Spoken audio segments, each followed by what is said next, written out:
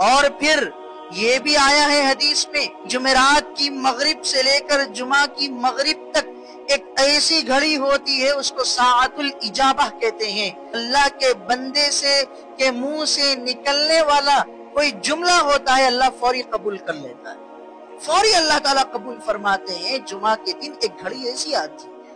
اس کے علاوہ جب جمعہ کی اذان کسی مسجد میں ہو جاتی ہے، اللہ رب العزت دروازے پر دو دربان، دو فرشتوں کو ایک رجسٹر ہاتھ میں قلم دے کر بٹھا دیتے ہیں، جو بھی مسجد میں آتے جائے تم نام لکھتے جاؤ، جو بھی مسجد میں آ رہے اس کا نام اس کے والد کے نام کے ساتھ لکھتے جاؤ۔ جب تک امام صاحب ممبر پر کھڑے نہیں ہو جاتے تب تک وہ فرشتے دروازے کے پاس بیٹھ کر نام لکھتے رہتے ہیں۔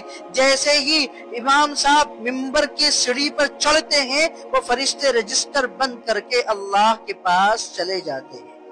اور پھر کتنے لوگ جمعہ میں آئے ان کا حساب دے دیتے ہیں۔ معلوم بات یہ ہوئی کہ امام صاحب کے ممبر پر کھڑے ہونے کے بعد جو لوگ آئے ان کے نام اللہ کے دربار میں پیش نہیں کیے جاتے۔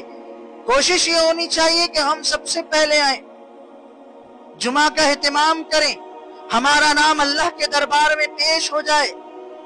اور علاوہ اس کے یہ جمعہ کا دن اللہ نے صرف اس امت کو دیا ہے۔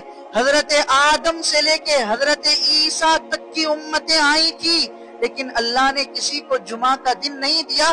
ہمیں جمعہ کی نماز بھی دی، جمعہ کے دن کی فضیلت بھی دی۔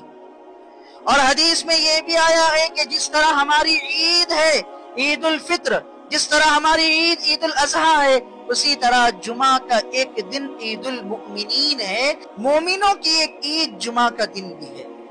علاوہ اس کے جمعہ کے دن عصر کی نماز کے بعد سے لے کے مغرب کی نماز تک اتنے فضیلت والا یہ وقت ہوتا ہے کہ اس وقت میں جو دعائیں ہم کرتے ہیں اللہ رب العزت قبول کرتا ہے، جو عبادت ہم کرتے ہیں رب کی بارگاہ میں بہت اہمیت کے حامل یہ عبادت ہوتی ہے۔ عصر کی نماز سے مغرب کی اذان تک اہتمام کرنا چاہیے۔